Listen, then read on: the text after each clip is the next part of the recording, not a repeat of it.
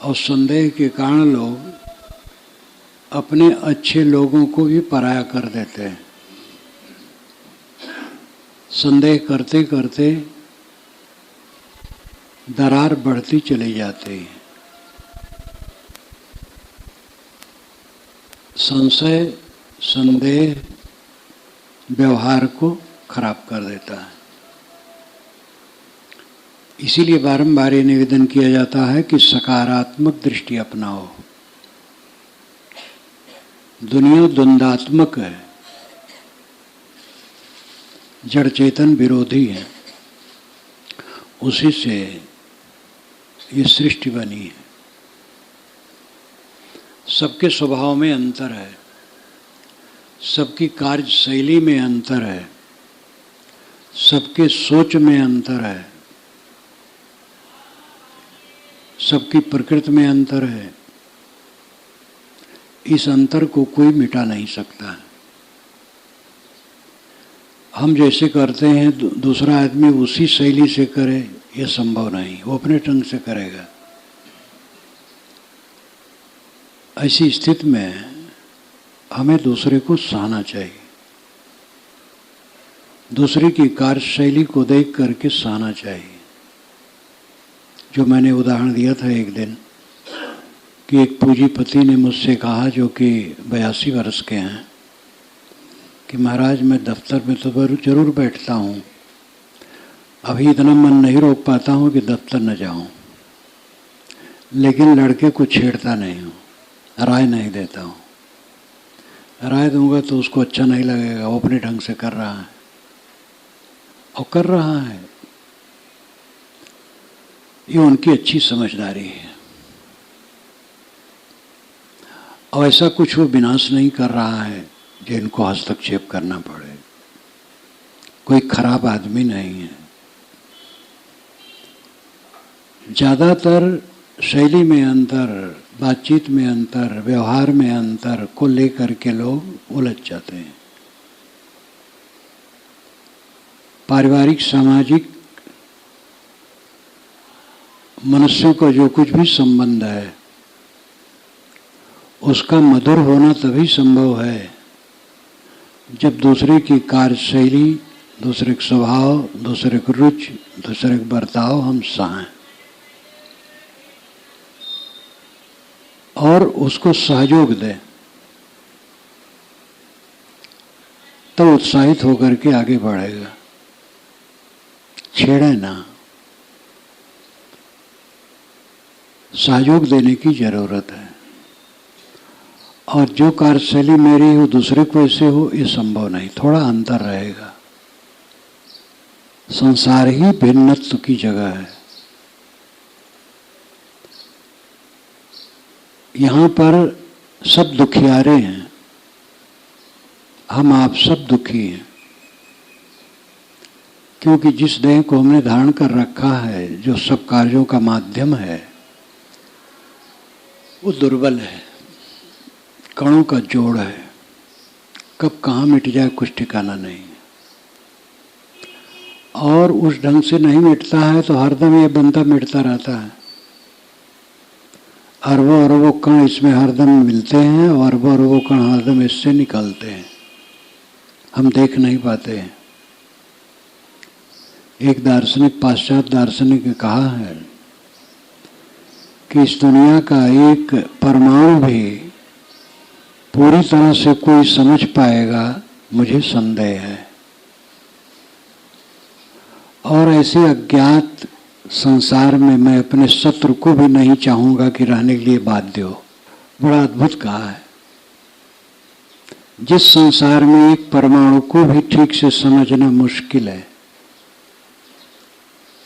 वहां रहा जाए ठीक नहीं, तब कहाँ रहा जाए। जीवन भर तो इसी में रहना है। इसी के लिए होना चाहिए कि ऐसा काम करे कि फिर से देह में ना आना पड़े। और इसका वैज्ञानिक सूत्र है कि जहां हमारा राग होगा वहां हम जाते हैं। राग मिट जाता है तो नहीं जाते हैं।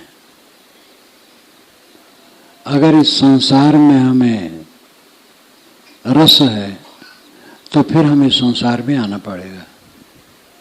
जब संसार पूरा विरस लगता है तब यहाँ आने की बात खत्म हो जाती है। अपने आप में तृप्त हो जाता, अपने आप में संतुष्ट, अपने आप में विश्राम।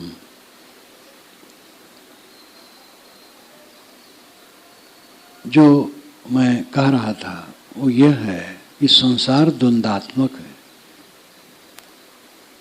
यहाँ पर आप चैन से रहना चाहें हर बात में, चैन से विवेक से ही रह सकते हैं, दुनिया की व्यवस्था करके नहीं।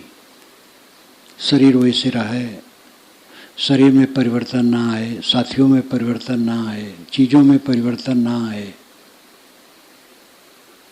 सबको रोक करके थाम करके आप चैन से नहीं रह सकते हैं। जब जैसे जो है सबको सहते हुए चैन से रह सकते हैं। अष्टावक्र गीता में एक श्लोक आता है, उसका भाव है यह किया या नहीं किया, यह द्वंद्व किसका शांत हुआ है। आदमी का जीवन पूरा हो जाता है और उसका काम पूरा नहीं होता है, तो यह किया या नहीं कर पाया, यह द्वंद्व किसका शांत हुआ है। इससे अपने मन को मोड़ लेने से शांति मिलेगी। जो किया सो किया, जो नहीं किया नहीं किया। जो कर्तव्य कर्म वर्तमान में लगे उसको करे। संसार को कोई पूरा कर सका है? जहां सब कुछ अपूर्ण है वहां कौन पूरा कर सकता है? व्यवहार अपूर्ण होता वो कभी पूरा नहीं होता है। भक्त लोग प्राय छूटते समय कहते हैं कि महाराज जो गलती हुई होगी क्षमा कीजिएगा, सेवा में त्रुटि हुई होगी। मैं कहता हूँ भाई ये आपका कहना ही शोभा है। सेवा करने वाले को सदैव त्रुटि लगे तो उसकी सेवा अच्छी है, क्योंकि सेवा की कोई सीमा नहीं है। जितना हमने सेवा की कम है ऐसा लगे, यही उसकी शोभा है। लेकिन जो सेवा पावे वो समझे बहुत ज़्यादा हो गया, सेवा बहुत ज़्यादा हो गई। जो सेवा पाने वाला सोचे ये तो सेवा हमारी ठीक नहीं हुई, और सेवा करने वाला समझे मैं बहुत ज़्यादा किया, तो दोनों गलत है। सेवा करने वाले को सदैव त्रुटि लगनी ही चाहिए, यही उसकी शोभा है। और जो सेवा पावे उसको कुल बहुत ज़्यादा लगना चाहिए, ये उसकी शोभा है। कोई सीमा है सेवा की? एक हमारे भक्त जो काफ़ी दान किए आश्रम में, आगे चल करके उन्होंने अपनी दुकान उठा दी और मुझसे कहा कि साहब अब ज़्यादा कुछ सेवा नहीं कर पाऊँगा। दुकान उठाने के बाद मुझसे कही कि मैं अकेला हूँ, अब उसको दे पार्टनर को दे दूँ छुट्टी पाऊँ। हम कह दे दो। कहे साहब फिर सेवा नहीं कर पाऊँ। हम कहे सेवक कोई ठेकेदारी है? दुनिया की सेवा होती रहती। अब तुम बूढ़े हो गए हो और उठा दो, दे दो। तो सेवा की कोई सीमा नहीं। सेवा पाने वाला सदैव समझे ज़्यादा सेवा हुई, सेवा करने वाला समझे कम हुई, यही दोनों की शोभा है। संसार अपूर्ण है, इसको कोई पूरा नहीं कर सकता। आज तक पूरा नहीं कर पाया, आगे भी पूरा नहीं कर सकेगा। बस वर्तमान में अपना कर्तव्य देखना चाहिए। हमारा कर्तव्य क्या है, हम क्या कर सकते हैं। समाज की सेवा या जो व्यक्ति हमारे पास है उसकी सेवा हम क्या कर सकते हैं, इतना ध्यान देना चाहिए और करना चाहिए। और चिंतित नहीं होना चाहिए। साथियों में समरसता तभी बनी रह सकती है जब संदेह रहित मन हो। साथियों के प्रति संदेह किया जाएगा तो व्यवहार खराब हो जाएगा। जो जिनको काम में लगाया जाए उनको उत्साहित किया जाए काम में, और उनसे त्रुटियां हों तो उनको एकांत में समझाया जाए, सबके बीच में नहीं, एकांत में बता दिया जाए और उनको उत्साहित किया जाए, तो उनका उत्साह बढ़ेगा और काम करेंगे। वह खराब कर डालेंगे, ये संदेह करोगे तो फिर सब गड़बड़ हो जाएगा। खराब क्यों कर डालेंगे, अच्छा करेंगे। और भी विविध ढंग से संदेह होता है, चरित्र के विषय में संदेह होता है। पत्नी एक दो युवक से हंस दी, पति के मन में संदेह। पति देर रात से एक दो दिन आया, पत्नी के मन में संदेह, ये कहाँ रहा।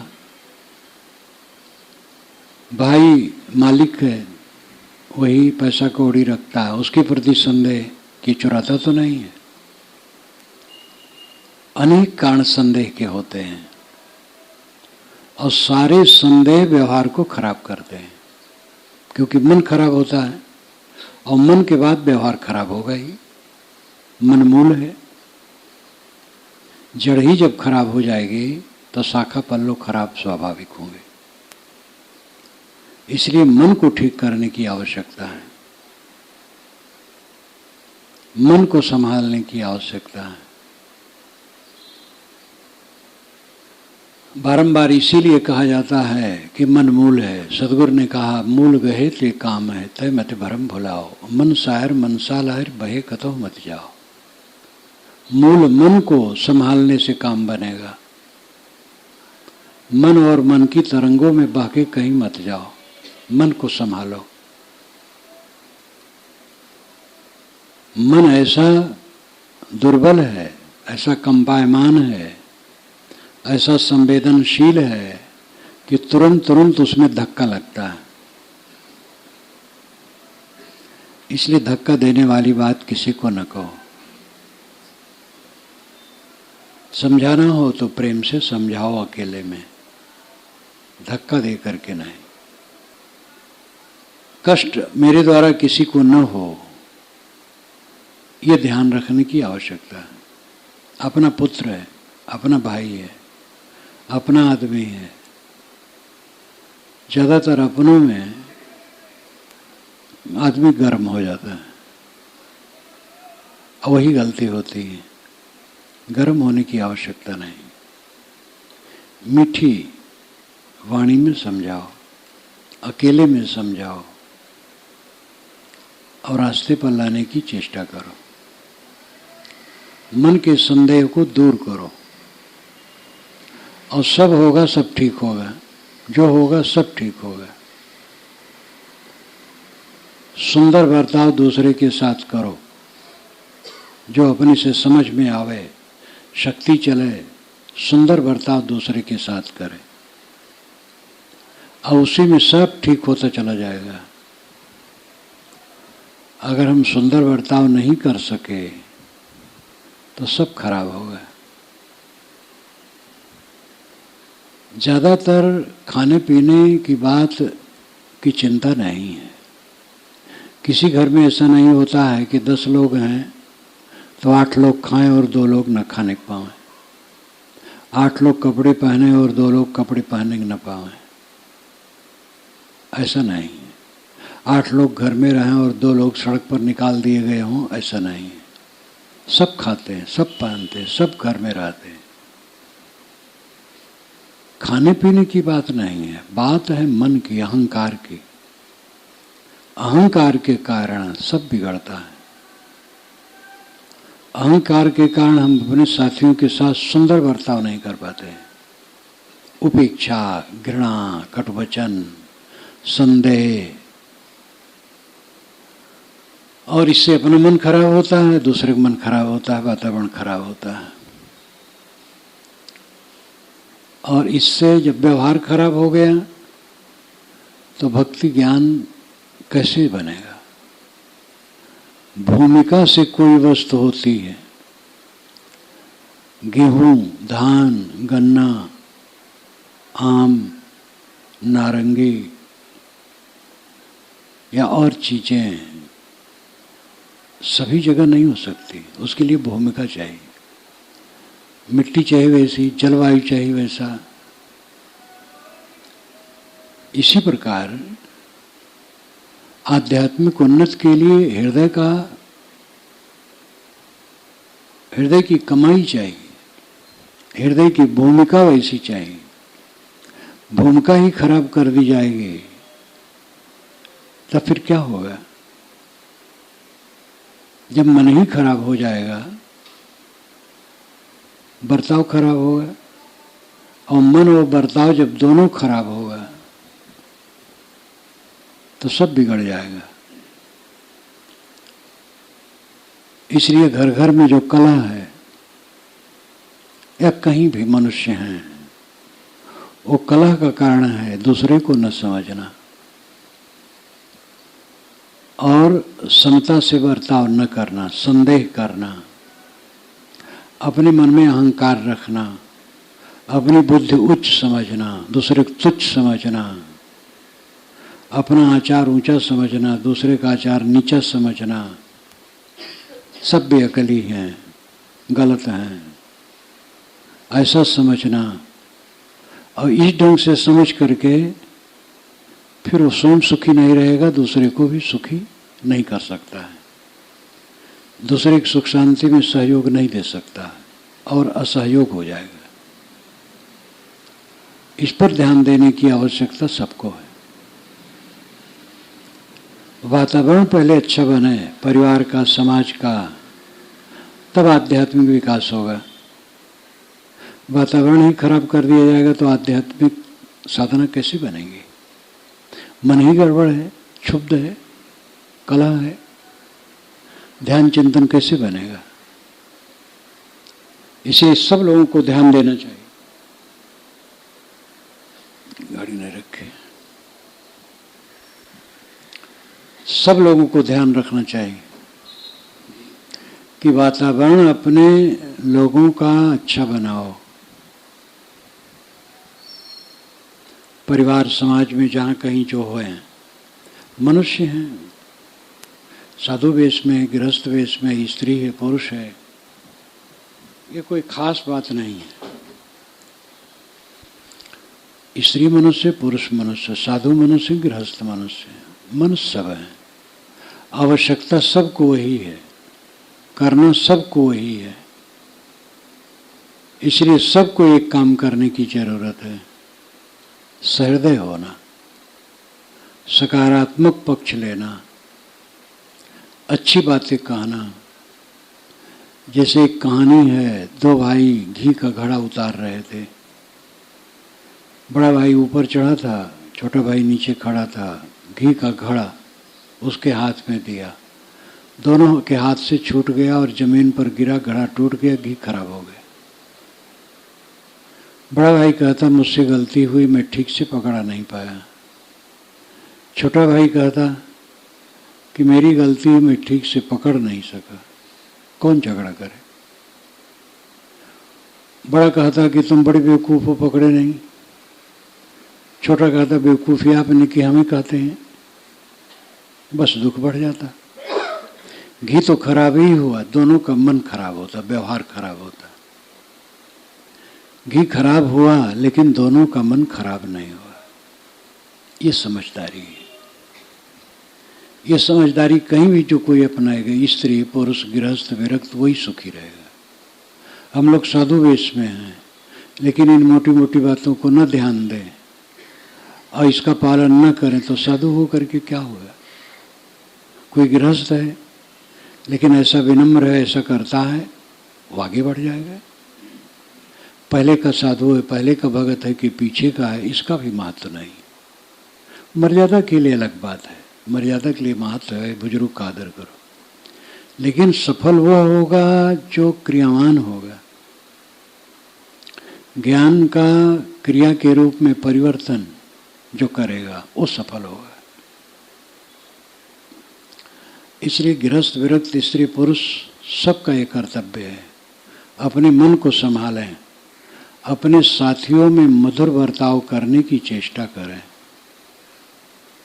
दोष देखने की प्रवृत्ति हटावें, सकारात्मक पक्ष देखें और उनको उत्साहित करें काम के लिए, हतोत्साहित न करें, उत्साहित करें, समता से बर्ताव करें, शील से बर्ताव करें। जब इस ढंग से आदमी बर्ताव करेगा तो लोगों का उत्साह बढ़ेगा, उत्साह बढ़ेगा, मन प्रसन्न रहेगा, काम धाम करेंगे, खुशी होगी। और जब इस प्रकार मन ठीक रहेगा तो अध्ययन मनन चिंतन जो कुछ करेंगे वो काम करेगा। तो अध्ययन करेंगे, अध्ययन में मन नहीं लगेगा, अध्ययन करेंगे भी तो विचार में तो घूमेगा कुछ, इसलिए अध्ययन की बात जमेगी नहीं। ध्यान में बैठेंगे, मन इधर उधर रहेगा, सब बिगड़ेगा। मन बिगड़ा तो सब बिगड़ा, और मन ठीक हुआ तो सब ठीक हुआ। ठीक मन से कोई खेत में काम करेगा तो अच्छा काम करेगा, और ठीक मन नहीं है कोई काम होगा बिगड़ेगा। चाहे वो साधना का हो, अध्ययन का हो, ध्यान चिंतन का हो, खेत में काम करने को, दुकान पर काम करने को, सब जगह तो मन चाहिए। और वह मन चाहिए जो संयत हो, संतुलित हो, और जिसमें सकारात्मक समझ हो। सकारात्मक समझ का अभाव दुनिया में बहुत ज़्यादा है। अपने साथियों बारातियों के विषय में ये ध्यान रखना कि उनके जो अच्छे गुण हैं उनका ख्याल रखना, उनका वर्णन करना, दिमाग में उसको रखना, ये कम है। गलतियों को रखा जाता है, और इतने नहीं, रत्ती भर गलती उसको एक लंबा हाथ बढ़ा लिया जाता है, तो और विनाश है। घर घर कलह और पीड़ा का कारण यही है। मनुष्यों के साथ जो आपस में व्यवहार है, इसी के कारण वो सब खराब होता चला जाता है। धन है लेकिन सुख नहीं है, विद्या है, पद है, अधिकार है, सब कुछ है, लेकिन सुख शांति नहीं है, क्योंकि मन ही अस्त व्यस्त है। अपने अपने मन को सब ठीक करो, सकारात्मक दृष्टि रखो, नकारात्मक नहीं। सृष्टि में सकारात्मक नकारात्मक दोनों होते हैं। अच्छी बातें भी होती हैं, गलत बातें भी होती हैं। अच्छी बातों को लो, गलत बातों को न लो। और जहाँ गलती वहाँ समझाने की चेष्टा करो, अकेले में समझाने की चेष्टा करो, सबके बीच में नहीं। समता से बर्ताव करो। समता से बर्ताव करने पर फिर कमजोर आदमी भी बलवान हो जाता है, अगर होना चाहेगा तो। न होना चाहे वो बात अलग है। अपवाद ऐसा भी होता है कि कुछ लोग ऐसे होते चाहे जितना करो वो सुधर नहीं सकते हैं, ये अपवाद है। सब जगह ऐसा नहीं होता है कि लोग हठी हों और अपने सुधारना न चाहें, कहीं कहीं ऐसा होता है। जीवन में कभी कहीं आपको ऐसा प्रसंग मिल सकता है, जो बराबर का संबंध और व्यवहार है वो ऐसा नहीं है। वो तो बस यही है कि सबका स्वभाव अलग है, रुचि अलग है, गुण कर्म अलग है, कार्य करने की शैली अलग है, समझ अलग है। भिन्नता होने की वजह से व्यवहार में भिन्नता जैसी लगती है, लेकिन दूसरी शैली से भी कार्य करने वाला काम करता है। अपनी अपनी शैली है, अपना अपना तरीका है। एक कला के बिछुरे विकल होत सब ठाव, ये सदगुरु की आदि साखी है। एक कला, वो परख, समझ, अच्छी समझ। बुद्धि और अच्छी समझ में फर्क है। बुद्धि तेज है लेकिन अच्छी समझ नहीं है, तो तेज बुद्धि और विध्वंसात्मक दिशा में ले जाएगी। अच्छी समझ है, बुद्धि तेज नहीं है, बहुत बातों को नहीं समझती है बुद्धि, कोई बात नहीं। काम की बात समझ ले, और अपना काम कर ले। मैंने उदाहरण दिया था कि एक परमाणु भी ठीक से समझना मुश्किल है, ये एक दार्शनिक ने कहा, पश्चिम के दार्शनिक ने। लेकिन हम परमाणु को भले न ठीक से समझें, कल्याण की बातें हम समझ सकते हैं, व्यवहार की बातें समझ सकते हैं। हमें अपने साथियों के साथ कैसे रहना चाहिए, कैसे करना चाहिए, इसको हम समझ सकते हैं। और अपने आत्मा का उद्धार कैसे होगा, इसको हम समझ सकते हैं। और ये समझ करके काम कर ले, बस सब पूरा है। और बाहरी समझ, दुनिया तो बहुत विचित्र है। सचमुच उस दार्शनिक ने कहा कि एक परमाणु को ठीक से समझना मुश्किल है, तो दुनिया तो अथाह है, अपार है।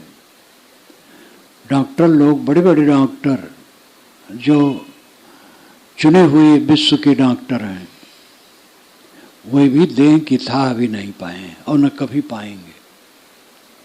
टटोल करके कुछ बातों को पता लगा है और उसके लिए वे चिकित्सा करते हैं और उसका निदान करते हैं, दवाई करते हैं। जितना करते उतना बहुत है। लेकिन ये छोटा सा शरीर, इसकी था नहीं लगा पाते हैं। तो ये संसार तो अपार है। यहाँ हम आए, हमें इतने जानना था कि हम कहाँ रहेंगे, कहाँ घूमेंगे, खाना पानी कहाँ मिलेगा, सत्संग चर्चा कहाँ होगी, इतना काफ़ी है। अब आसपास में कितने घर हैं, कितने लोग उसमें हैं, किनकी क्या आमदनी है, किससे कितना बैर प्रेम है, इससे हमसे क्या मतलब है। काम से काम होना चाहिए।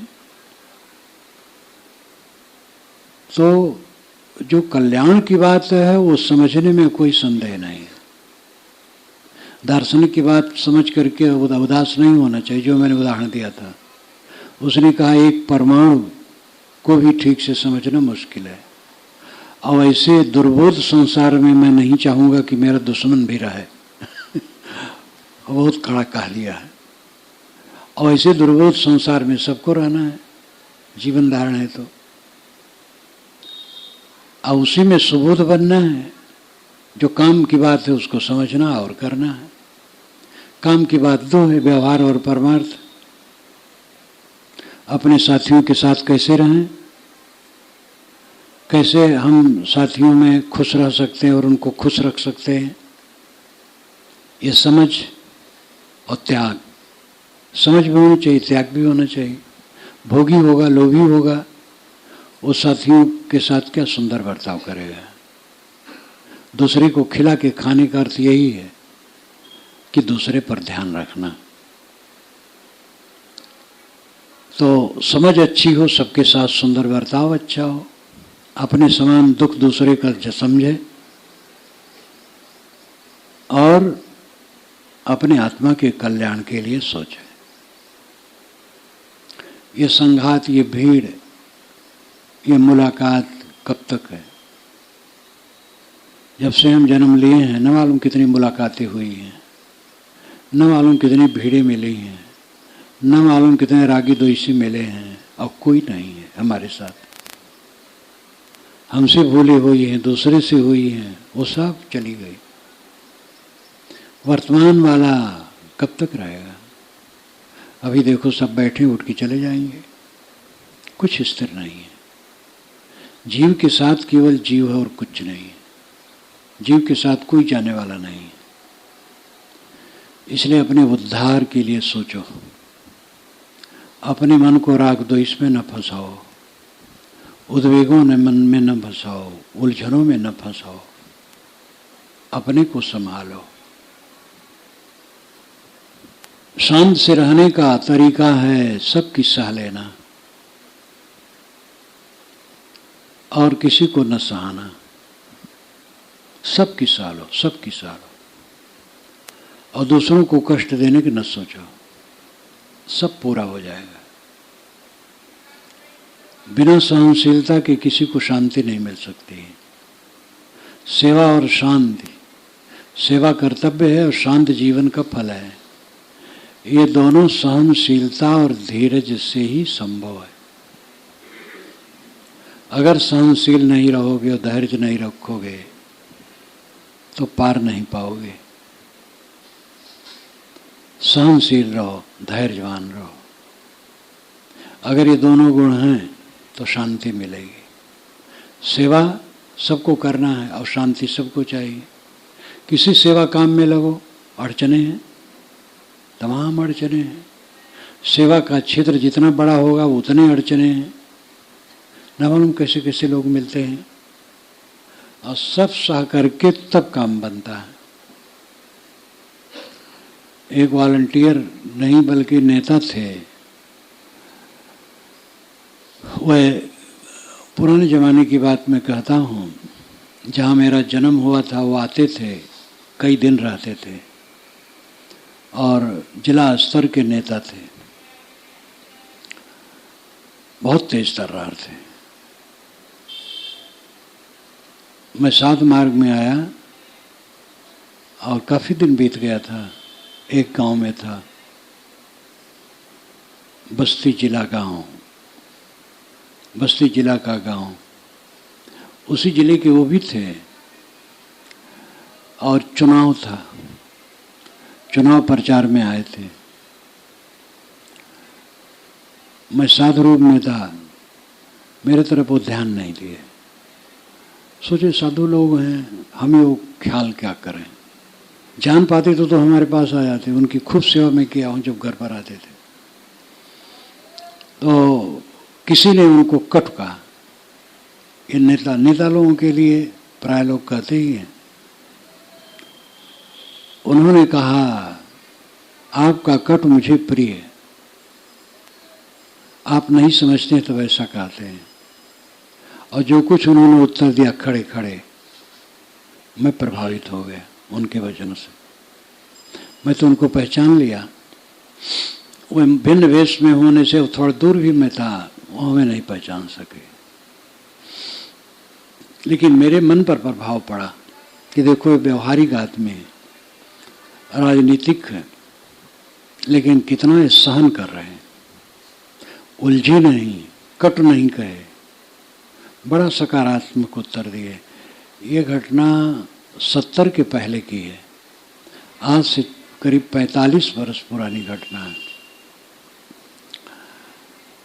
तो राजनेताओं को भी तो अपनी जगह बहुत सहना पड़ता है, और अधिकतर जब चुनाव में जाते हैं, पद पर आ जाने पर तो दूसरा हो जाता है, लेकिन कम से कम चुनाव के समय तो बहुत ही पानी पानी रहते हैं।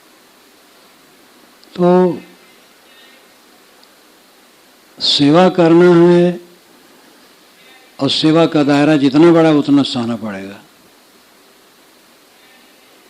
और शांति चाहिए तो सहना पड़ेगा। न सेवक काम करो, पड़े रहो निर्द्वंद हो करके एक जगह, अवधूत बन जाओ, वहाँ भी सहना है। बिना सहे शांति न पाओगे। सेवा और शांति एक कर्तव्य है और एक लक्ष्य है। सेवा कर्तव्य है, शांत जीवन का लक्ष्य है। ये दोनों में हम तभी सफल हो सकते हैं जब सहनशील और धैर्यवान हो। फिर धीरे धीरे विजय पक्की है। तो आपसे मैंने शुरू किया था, संशय सब जग खंडिया, संशय खंडे न कोय। संशय खंडे सो जना जो शब्द विवेकी होए। सारे संसार के लोगों को संशय खंडित कर रहा है। संशय का खंडन वह करता है जो शब्दों का विवेकी हो। शब्दों के विवेकी बनो, सहनशील बनो, धैर्यवान बनो, साथियों पर विश्वास करो, मधुर बर्ताव करो सबके साथ, मीठा बोलो, कट कभी न बोलो, और अपने जीवन के कल्याण के लिए अध्ययन मनन चिंतन में मन लगाओ। ये सारी भीड़ खिसक जाएगी, अपनी देह नहीं रहेगी, और सब तमाशा 4 दिन का है। इसलिए मोह माया मन से हटाओ। दुख सारे संसार में है। दुख में मत घबराना बंदे, ये जग दुख का मेला है। चाहे भीड़ बहुत अंबर पर, उड़ना तुम्हें अकेला है। दुख में मत घबराओ, ये संसार दुख का मेला है। चाहे कितनी भीड़ मिले, लेकिन आकाश में तुम्हें अकेले उड़ना है। कितने साथी बराती प्रेमी मिले, लेकिन उनका संबंध छूट जाना है। इसलिए समता, शांत, शील का आचरण करते हुए भक्ति पथ में सब चलें, एक दूसरे के सहयोगी रहें, एक दूसरे से मीठा बोलें, सद्व्यवहार करें और शांति का काम करें। इन्हीं शुभकामनाओं के साथ मैं अपनी वाणी को विराम देता हूँ।